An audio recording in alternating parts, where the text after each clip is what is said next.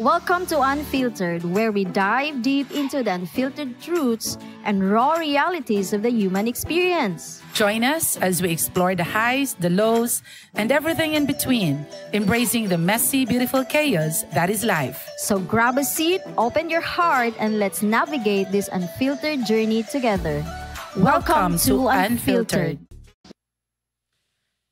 Hi everyone, this is your Unfiltered, Honest Voices, Real Stories. And our guest this evening, isa gani siya sa ato ang gi-request na mo storya sa ato ang Unfiltered. She's one of the brilliant teachers in Iligan City East National High School. Walay lain kundi si Ma'am Mylene Tablon.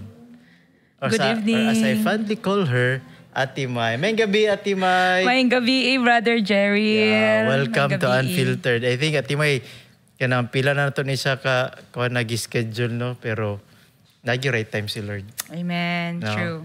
And I believe, guys, nice kay ang testimony po ni Ate May sa iyang pag-raise, sa iyang kids. No? So, muna to ang topic karong kagabi una. So, gihangyo na to ang mga guest, ato mga online na mga viewers, even ato mga on-site na mga viewers, please kung na may pangutana about how to raise your kids, no, especially sa mga upcoming na mga parents diary.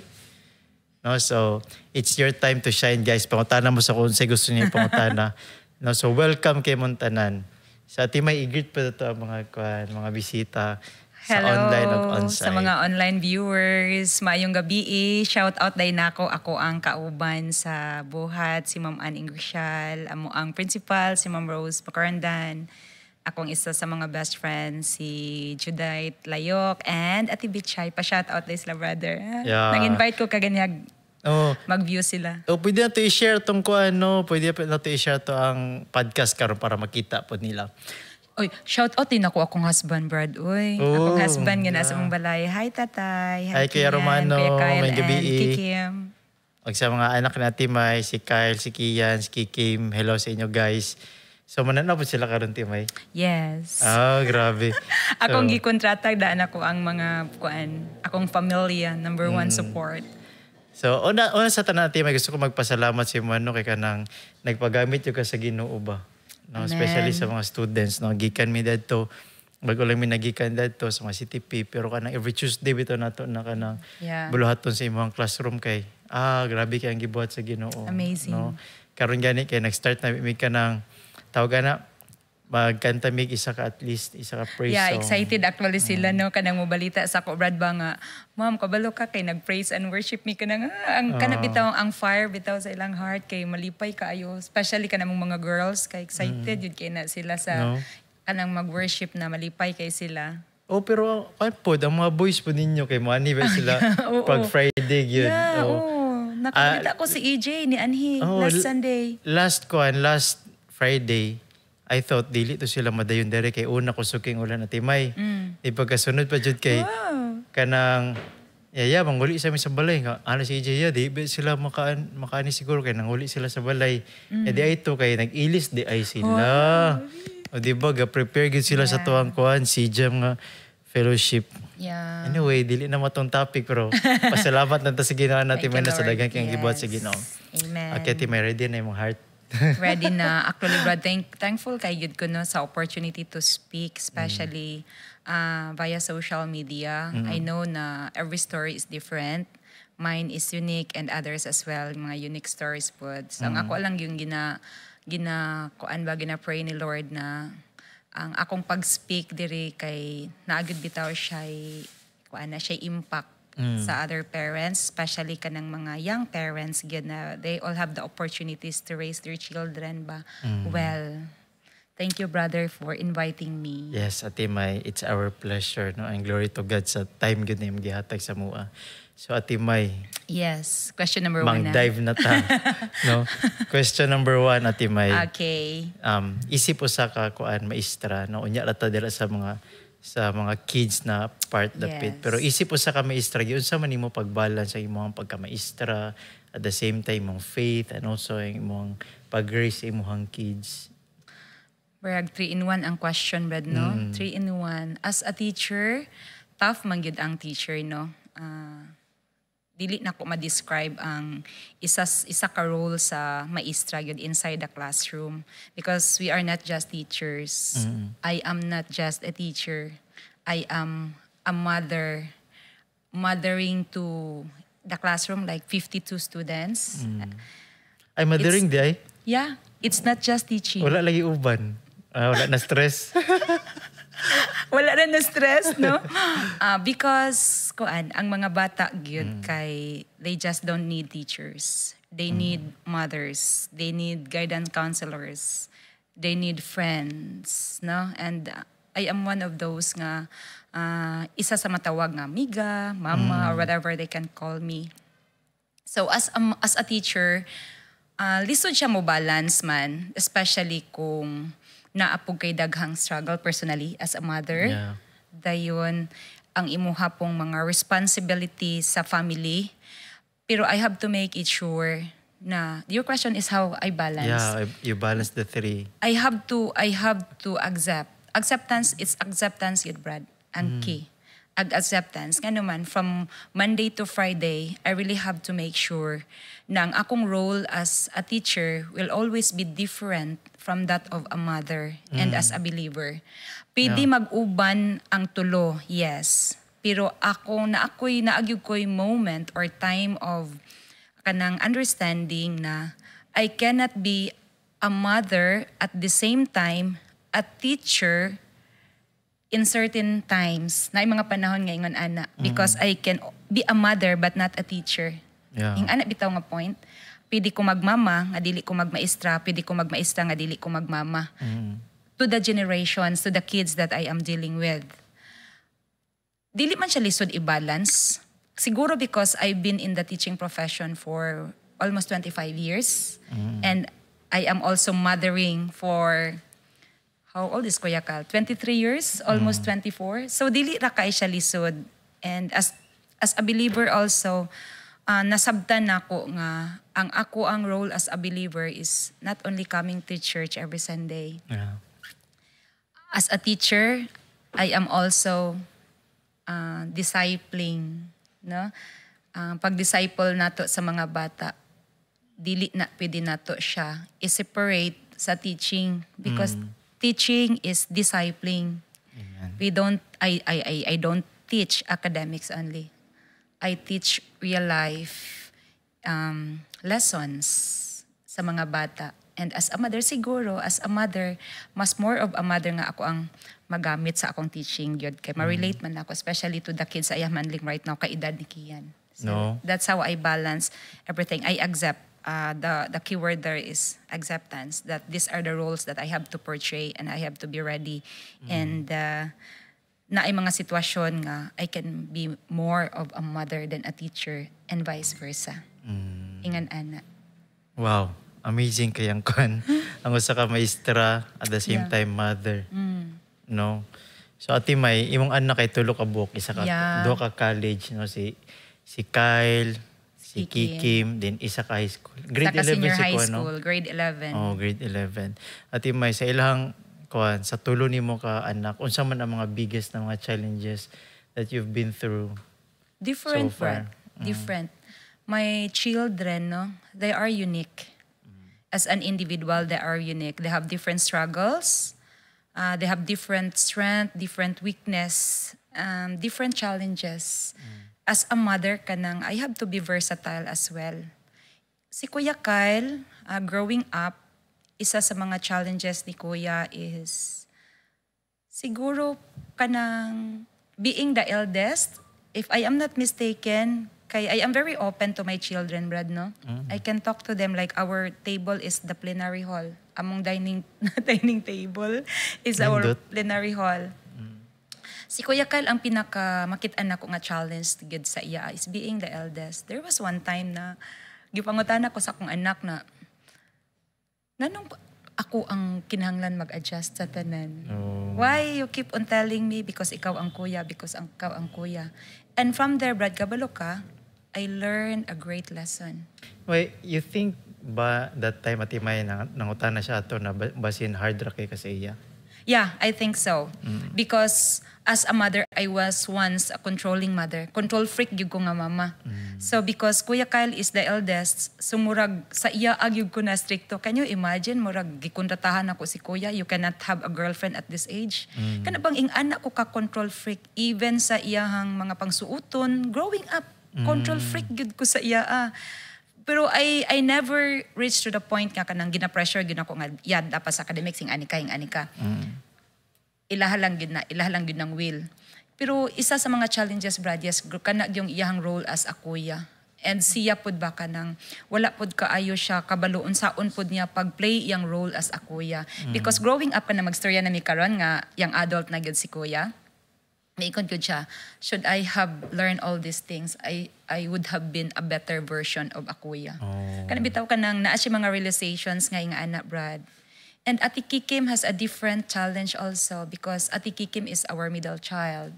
So growing up, I was thinking, good brother, that Ate Kikim is a strong, independent girl. Maugid na. Kay sa Ate Kikim, ang good kay, buhaton niya ang tanan, buhaton na, I can do this, I can do this. That's what I think. That's what we think as parents, kami ni tatay. But we failed to consider her age. Yeah.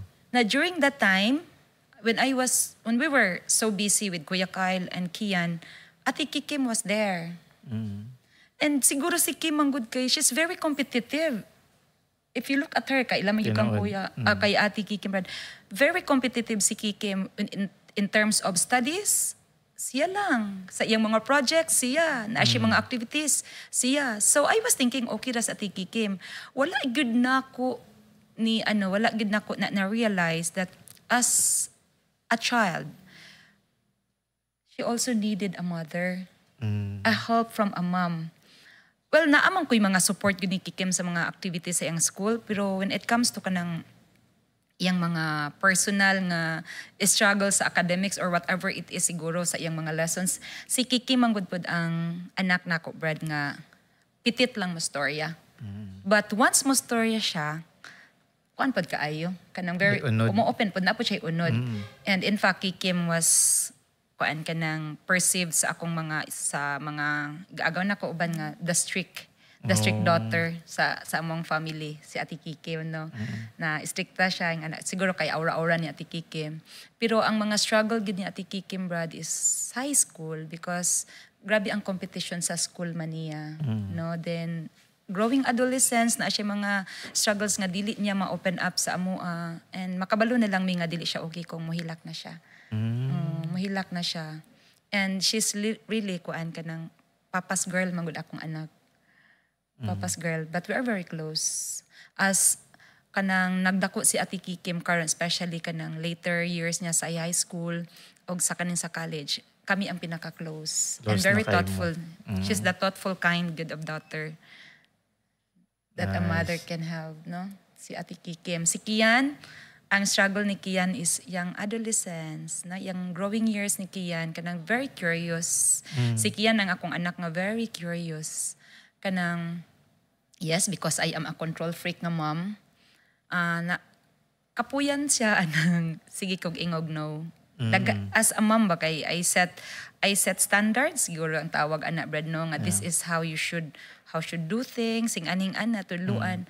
Dayon lahi man pud ang generation na ma-feed up si Kian actually. So ang isa sa mga challenges ni Kian unsaon niya pag-adjust ang growing years og ang pressure niya sa mga role niya as a child, as a daughter, as a son, as a student. Dayon, hingana ang akong makita ni Kian. Academically, si Kian very competitive as well. Ang akong tulo ka anak, very competitive academically. Pero si Kian lang kay, naa siya attitude nga, kaya shira, whatever will be. Kung maingon si Kian nga, bala na no, di ko anak dili. Ang akong duha ka anak kay very studious. Si Kian pod, mag-study man siya, pero pag kanang kabasos, kasabot na siya, di na okay na sa iya. So ang struggle ni Kian na makitaan na ko karon is, kanang isa da kanang pag-handle sa relationship because of course no teenage mag-start naman na siya attraction sa opposite sex. Isa sa mga struggle niya yung relationship nga na But I am very thankful to the three of them. Kaya they're very open. Though there are times nga di gud sila mo storya, and I respect that. I-respect na nako ila ang privacy. Mangutana man ko, if I can't get answer from them, then I will not force them. And I will just wait for the time nga okay na until sa time sila na mo storya sa ako. Especially Kian. Kung dili siya ready, then let it be mo. Anak lagi ko nga I'm all ears. Ganun ko sa mga timay kay para sa imong gi-share ba kay bitaw ma-feel na ko nag-respect din mo ilang individuality bitaw. Lahi gyud sila. Lahi gyud sila. Anak nimo sila tanan pero lahi gyud sila giagian and I respect you kung mahilom sa ka. Karon nga season sa imong life. Because Brad, siguro kay na-learn po ni nako, I am dealing with kuan manggod kanang teenagers every day. Nakita nako ba how my students struggle as well sa ilang respective nga family. Kanang naabot bitaw sa point nga maka-cry sila sa ako but they cannot cry to their parents. They can open up sa ako well they cannot open up to their parents. So because of that, nasabdan nako ang diverse nga attitude sa mga bata o ang mga diverse pod nga challenge nga lang giatiman. Not all children can say I love you to their parents. Not all parents can hug their parents and kana bitong sayon lang sa ila pag ingog I love you, how are you? Dili tanan ingon ana. So because of that, I learned to respect my children. Siguro kung dili ko teacher, I will not be that kind of mother sa akong mga anak. I will always be that insisting mother. I will always be that kana bitong mother that will implement and kanang magpugo sa mga bata gyud. But because I am dealing with different age, can you imagine ako junior high school, na ako senior high school, then naapa ko mga friends nga mga bata nga gagmay-gagmay, tas naapa ko sa SSLG, naapoy from grade 7 to grade 12. So I am just so blessed to have the chance to encounter these different ages sa mga bata ba. And all of them, kana sila kay nanas na yung mga kaugalingon nga story. And when they started to, of course, kanang mag-story, maminaw lang kung maka-learn yun ko sa ila. And that's how I became the mother nga mo-adjust sa akong mga anak. No? So naayod siya purpose tanan ng imong gagian nga kuan na mga klase sa mga estudyante. Para dayon mas masabtan nimo imong anak. Yeah, og na-learn po na nako bitaw sa mga bata Brad nga kana bitawng kita nga mama, kita nga parents, no? Especially sa mga young parents, dili nato kinahanglan. Well, we have all the right to discipline our children. But to decide for them, they are not the generation nga we will decide and impose to them. Yeah. They are the generation nga nagkinahanglan og parents na mo-guide lang sa ilang mga decisions. Sila ang mo-desisyon, sila ang mo-decide, tas mo-guide ta. Then, ato lang sang tabangan og timbang kung unsa man ang mga setbacks ani kung man imong buhaton og kani. And they have mga bright man gud sila. They can already choose nga okay, ingon man kanay nga ingon ani no, so mas okay din ning ani. So di ba, we don't kanang put food on their table nga mo ingon lang ka nga si kauna ni. Yeah. Dili pwede nga anak ba. So nakit-an nako dira nga as a mother, dako kay kog himuon nga adjustment. And isa na sa mga blessings na akong anahimo kong maestra, makit-an nako unsa ang mga necessary adjustments nga akong magamit sa mga bata. Kay nga naman, lahi na gyud kaayo ang mga bata. Kanang ginatawag na tog generation gap. Na term Brad no nga I don't know kung nakadungog ka Brad ka na mo ingon nga we adjust to the generation nila. Anong kinahanglan man nga kita ang mo adjust ilang generation? The answer to that, as a mother, because our generation is totally different from their generation. We cannot impose what we have or how we were disciplined by our parents when we were like their age to the present times. It will not work. It will not work because kabalota atong parents sa una very hard, very harsh. We cannot talk back, di ba? Pero karon, of course, ato silang tudluan, pwede ra gud mo maistorya. Pero naa ang atong respect, inyong respeto sa amoa, as parents, because that's one way of kana bang nagbuild bitaw ta og character of resilience and confidence sa ila. Because when we do all decisions manggod for our children, murag gikawatan nato sila opportunity to grow up intellectually, mentally, emotionally. Sa mao ni ako mga na-learn nga dili nako pwede i-impose how I was brought up by my parents. Dili nako na pwede gamiton sa akong mga anak karon kay there are the generation gap, the age gap, pertig yung layo Tinood. Pertig yung layo plus all the influence karon sa media and their friends kanang gitawag natong external factors. Grabe og impact na. Maski pag ang mga parents karon, we all want to shield our children. But ako as a teacher and as a mother, moingon jud ko, we can never shield them. Wala man. Ako, that's my POV. We can never shield them. Dili na social media, apay school. So, dagag influence ba sa palibot. Pero ganahay ko sa gyapon sa imong giingon na though we respect their individuality, pero as you lay them the choices sa kinabuhi, tagaan po ni mo siya kuan ba, mao ni ang consequence, ag mao po ni ang benefits. No, para siya na mismo mo balance. Kay bright man ka, o sige, kuan ni, una-unaan ni asa man yung kadiara. Yeah, that's how we talk at home, good, especially with Kuya Kyle. Kay si Kuya magud, I also learn not from my students only, no, but also from my children, good. Sila gyud, grabe akong learning sa akong mga anak. Ay, mga bright imong mga anak. Salamat sa Ginoo, mga bright sila, Brad. Pero kana yung real life nila nga experience, kana yung ichika nila sa ko ang anay, yung ani manggod nay. Sila manggod si Kuya Kyle, mga bata na ko mo-explain yun na. They will try to explain. And if other parents would consider it as talking back to the parents, ako, I don't consider it that way. I consider it as communication, dialogue, where I can understand my children and they can also understand me.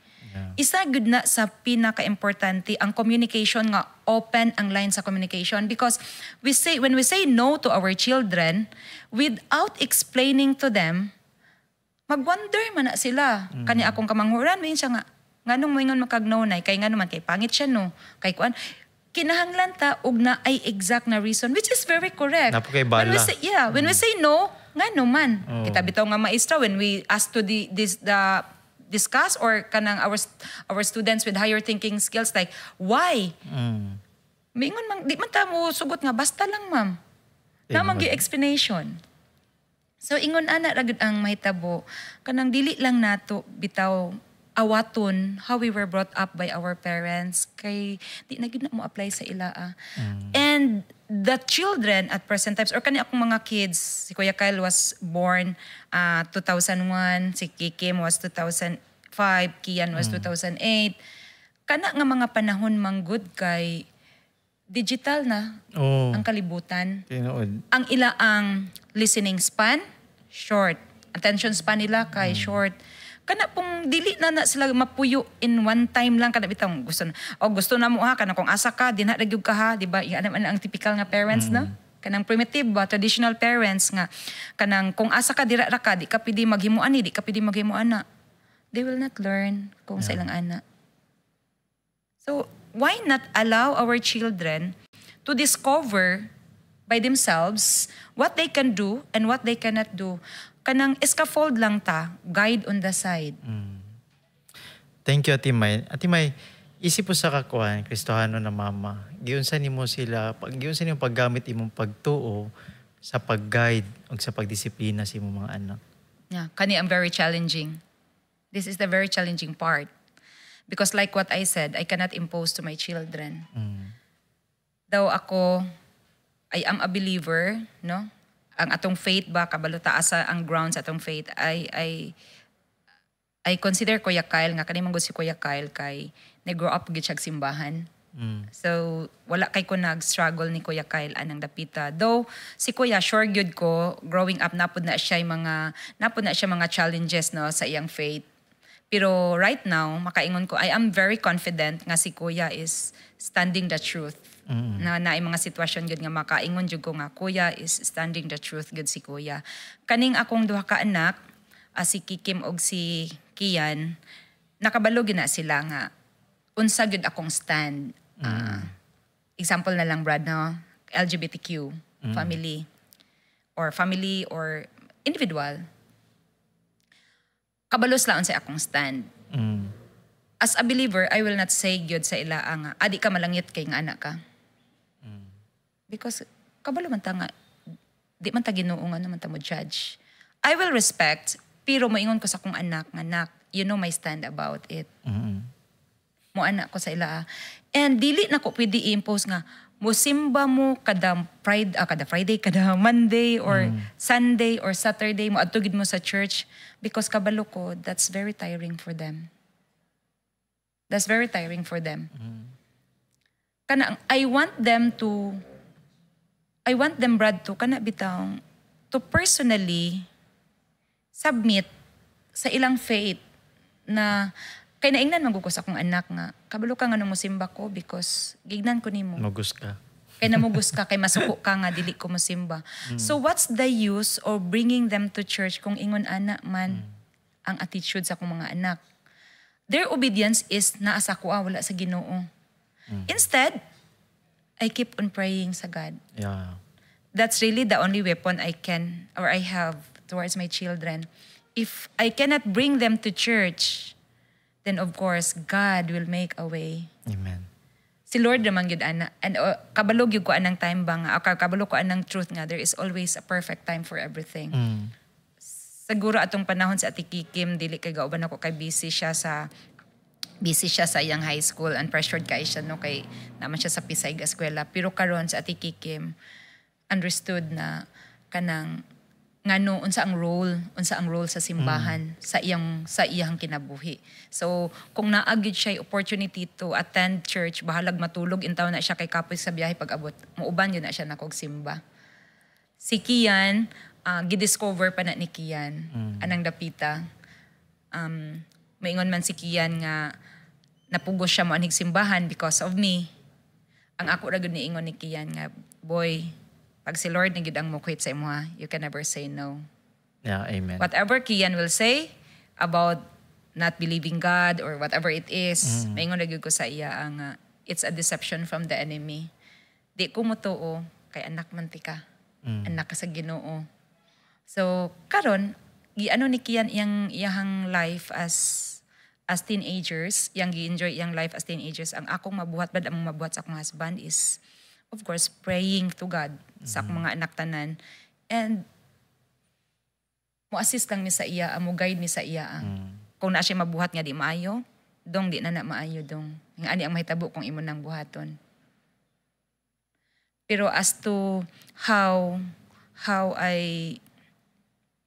I nurture them, pinaagi sa faith, prayers gid ang tanan. As I listen to you, Ate May, kay kabalo ko na ka ng lisod. Bitaw, lisod. Nabati na ko nga nalisuran ka, pero nalipay ko nga imong confidence sa Ginoo sa dira bitaw na area sa imong kuan, sa imong mga kids kay kanang naagyud. Ano ba? Lord, di magid ako ning anak Lord ha, pero surrender na ko ni sa imo. Dili na ko ni kaya kung balik-baliko na kung ani perminti akong istorya. Kasi eventually basi mahimo na lang silang mga rebuilde si mo kay balag di sila mo kuan, pero mo to sugot na lang sila kay ano pero rebellious nga pamaagi ba.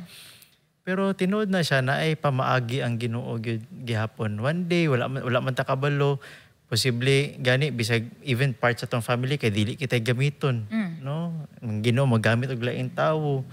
I believe para sa mga estudyante sa kuan ba sa Santa na siguro wala takabalo asa sila ga church o ba sila ga church, pero nagipadala ang Ginoo para sila ha. Exactly. Para makapaminaw sila sa pulong sa Ginoo. Ay hinahinay ilang faith mo grow and makasabot sila nga kailangan magidin ako i-submit akong life sa Ginoo. Kung gusto kong kausaban, kung gusto kong success, kung gusto kong tinuod na kalipay. And eventually may tabo na sa imong kuan. Amen. Mga anak Ate May. Kay ako bitaw Brad, kabalo ba ka? Nganong na born again Christian ko? It's not because of my parents. It's not because of any professionals nga na mga trabaho nga nindot kaayo or mga high-paid individuals. Ang gamit man ni Lord sa ako kay manghugas sa isa ko restaurant. And not restaurant but karinderya. Yan akong gi-approach. Then, nasubmit na lang din ko. it was the right time. I could say it was the right time. So if that happened to me, it will happen to my children. Yeah, kana good. It will happen to my children. I don't doubt. Yeah, and the promise of God also na kung naiusa nga luwason sa pamilya, no dili gud imposible nga luwason apil ang mga anak. Yeah, exactly. Tanan nga member sa household. So Ate May, dirita sa kuan sa prayer, unsa man ka importante ang prayer sa imuha para sa imong mga anak? Very important, Brad. Dili, I will not be, or I cannot be, and I am not that kind of mother as I am today if wala ko nagpray. Brad, kabalo ka? Ingon man ko sa imano nga unique akong mga anak. Lahi-lahi ang individual, lahi-lahi gina silang mga challenges. Pero ang tanan, Brad, ang sekreto ragud nako sa mga parents karon, no? Kanang ludhan na gud nimo sa Ginoo imong mga anak. Tinuod. Naay isa ka mother nag-ingon sa ako how she once fought for her children. Mag-kneel down siya tubangan sa pertahan sa iyang anak o maglayhan sa iyang mga anak inside sa room. Siyempre naglihan siya sa gawas. 3 a.m. sa morning. Intentional. And my God, miracle happened. God. Kana. Naay nausab siyang pamilya. Naay nausab sa iyang pamilya o naay nausab sa akong pamilya. And prayer, Brad, prayer can be done anywhere. Everywhere, anywhere, anytime. Di man kinahanglan nga kanang mag-pray ko nga naagyo ko sa isa ka kwarto. Nag-pray while nag-drive, nag-pray while naglakaw. Ang prayer, kung wala ang prayer sa ako, di ko kabalo kung maunsa ko. Yeah. Because without God, man ko karon. No? Man ko karon. Kabalo ka, Brad, na I question akong isa ka anak. Ningon siya, Nay, giunsa nimo that you have so much love? That you have so much love na dili na mahurot na love. You have so much love in you na you were able to love me. Nga ingon ani nga pamaagi. Nga ko lagi yung tubag kay grabe man pud ang gugma ni Lord sa ako nga di nako mahatag sa uban. No? Kanang ingon anak ba nga kuan nga ning anak nga ingon anak nga klase nga gugma, Brad. And I'm sure nakita siya mga anak nga ang imong love kay go-overflow sa tanan. Because sa mga estudyante, ako I feel it, no. I think isa na sa akong gihawiran nga rason ano pangitaon ti kag Domingo. No, Thank you. Because there are people na innate sila ang kanang pagka-loving and ikaw na gift na sa Ginoo sa imo. Na ate may na gift na sa Ginoo sa imo and na feel ako na love po nimo yung mga kuan mga estudyante, for example, na kay isa ka estudyante nga magbalik-balik sa imong classroom, bahala graduate nagkuan. Yeah. High school, no? So, nga ang tao wala siya ni bati o gugma, di man siya mabalik. No? Wala man siya itoy na tungod kay kabalo siya maka-feel siya nga naay siya comfort sa iyang mama na kuan, iro, balik-balik siya perminti. And for the teachers, Brad, as one of the teachers, isa na sa mga consolation of the effort nga among ginahatag sa during their times kanang mabalikan bitaw mig bata, no, it's the sweetest kuan gyud kana bitaw ang feeling para sa maestra kanang fulfilling kaayo na nga balikan bitaw kag maestra nga balikan kag imong estudyante labi ng mga graduates sa mga trabaho and even kanang simple na message random lang kuan kina ba kanang makaingon ka makairamdam sila. Yeah, kanang Lord, no, na-touch din ako ni nga life ni nga bata. And it's a gift. It's a blessing. Sa Ate May, next question. Giunsa nimo pag-prepare imo mga anak into adulthood? When you say adulthood, Brad, makastorya ta dira og kanang sa ilang sexuality, no?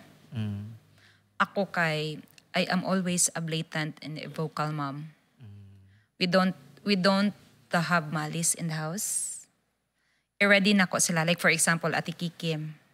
Not just Ate Kikim, but the three of them. Anak yun ko nga, the world is very cruel. Ingon ani ang kalibutan.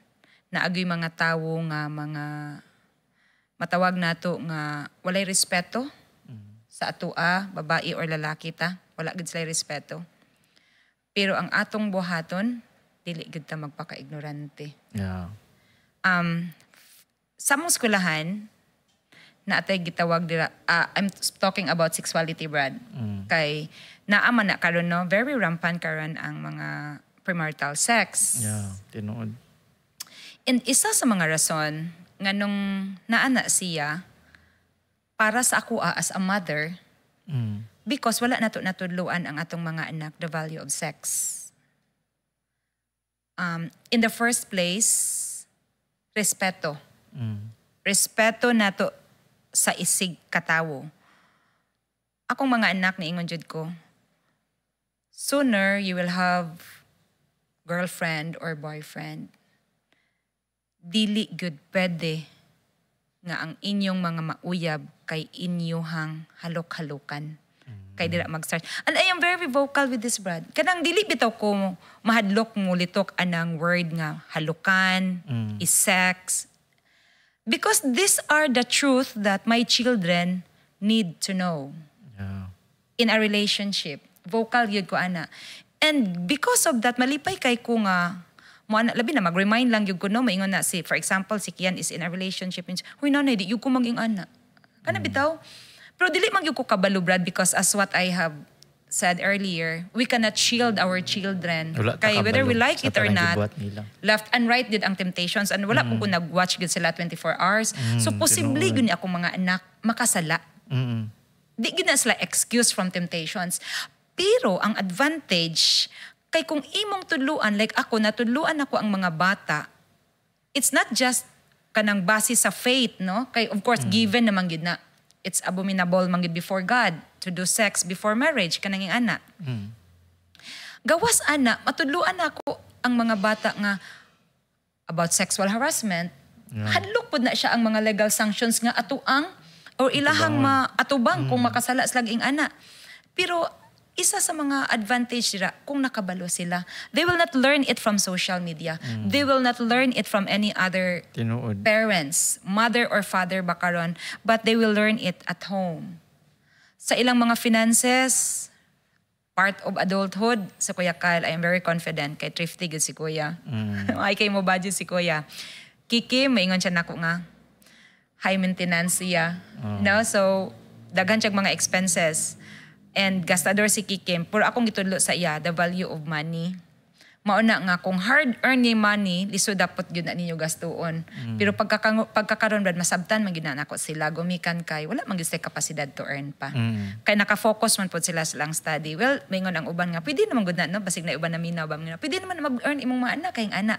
Pero of course, wala sa nako sila ginaalaw nga mo explore ana nga area because I wanted them to prepare for themselves para aning dapita. After sila maka-graduate, maka-learn na, ara man gina sila kapadulngan. Pero karon wala nako sa gina-pressure. Well, they can earn man. Kuya Kyle is earning, no? Pwede man sa maka-earn. Pero ako bitaw yung usahay. Isa ko mag-joke ko, ati, kabalo ka, tinauso karon ang mga content creator, tino siya, nanay, unsa man na nanay. Pero wala na, ako lang sang gi-introduce ba? Introduce ang mga business, kikian, anak pabaligyan siya, nanay, di lang ni. So, nakasabot ko nga, dili pa sila into that. Ang ako alang, isultig na ko sa ila nga, we are not your responsibility, but you are our responsibility. So do not be afraid to ask. Money, kung money man na, do not be afraid to ask. Maski wala pas na si tatay, we will always do our best to provide. Nice. Ingon anak, ako ganang i-remind sa mga bata, maningkamot mo for you, not for us. Amen. Kaya di man mo na mo dili man mininyo responsibilidad, pero responsibilidad ta mo. So that's how I prepare them sa ilang adulthood. Kanang ilang mga role to play. Labi na mo nang moabot na gud mi sa point pad nga mag-istorya nga.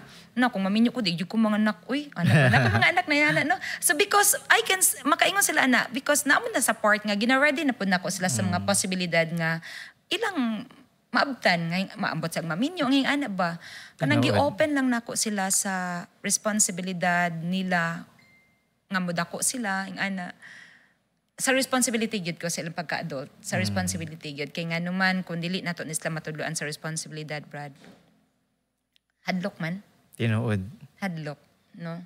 Hadlok usahay na ako'y anak nga moingon siya nga pabigat, dili gyud siya pabigat sa amo. Iyaharan nang una-una, pero ako gyud siyang gi-assure, you are not a pabigat because you are always our responsibility. Amen. Ganagi ko siya maging na timay, no? I think na ay ko nakita nga balance between kanang bitawng tinuod dili na to sila ma-shield, no? Pag nana sila sa gawas sa to ang balay, but at the same time dili ta mosugot na mogawas sila nga ignorante sila. Kana. Naagyod sila na hibaluan, no? Dili lang sa pulong sa Ginoo, kun dili sa balance sa nahitabo sa sa ilang panglawas o sa ilang grabe ta mo gawas gyud silang responsable kay di man sila ignorante kasabot sila unsay konsekwensya ilang buhaton if ilagyo ning buhaton.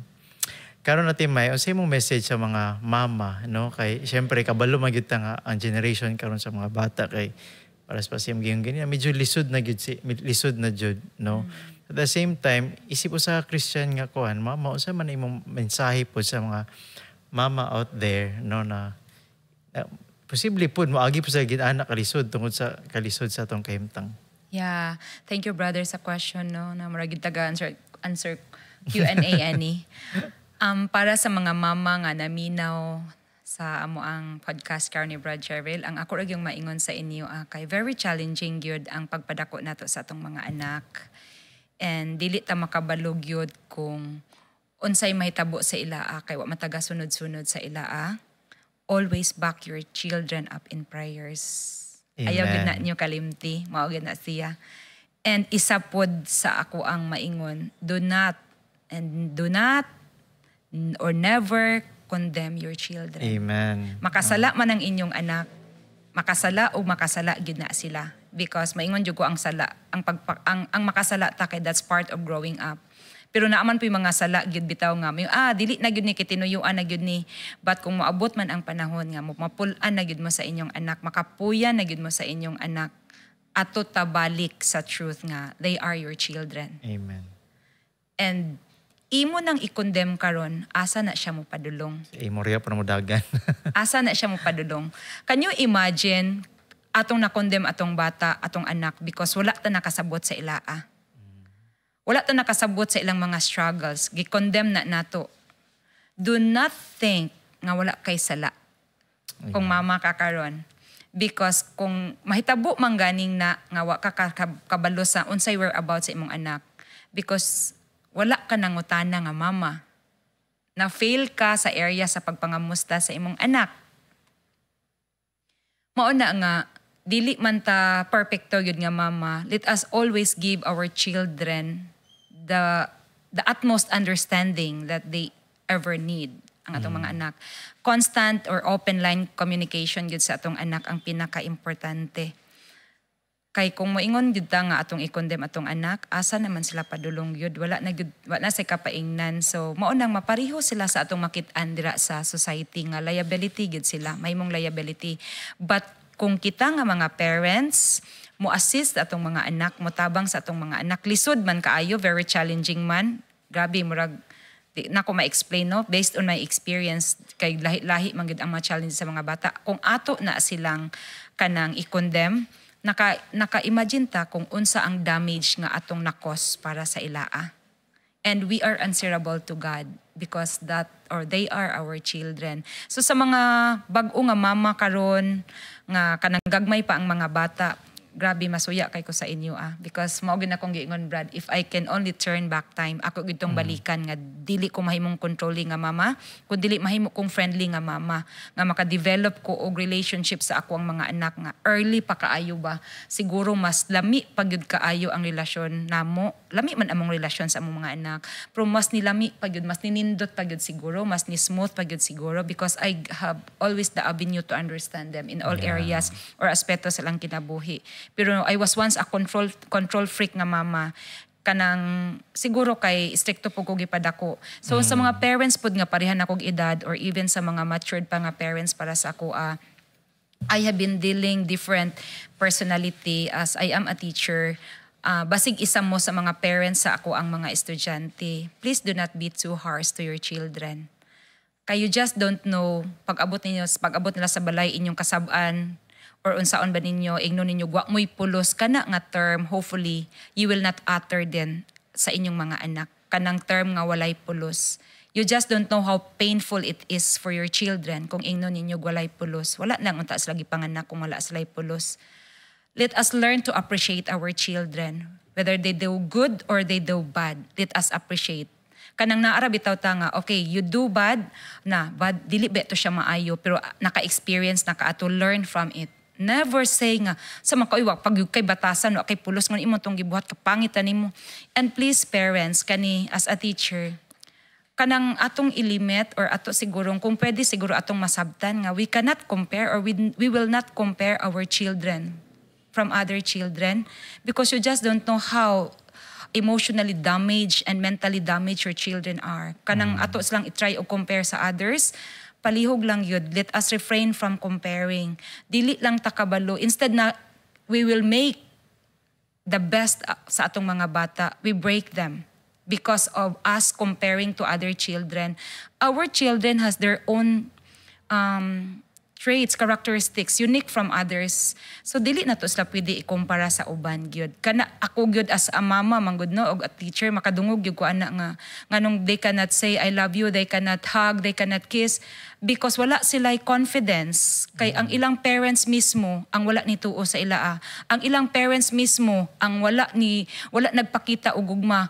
Ingon ko dili na tinuod because all parents love their children pero dili lang siguro expressive inyong parents. Pero kana bang maingon sila nga kung love pa mi ma'am nganong gina-compare mi, kung love pa mi ma'am ngano man lagi nga ignon man mi nga walay pulos. Of course daghan man kay explanation aning tanan pero ang ako lang yung maingon, let us learn to appreciate our children, their achievements big or small. Let us be appreciative, the appreciative parents to our children, the loving parents to our children, aside from we are the supportive parents to our children.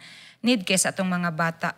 Inyong masabtan, hopefully lang gud karon nga, ang mga bata kay, they need affirmation from the parents. Kanang, let us learn, ginabuhat pa ni nako. I speak 5 words, positive words to my children, that my children will be joyful today.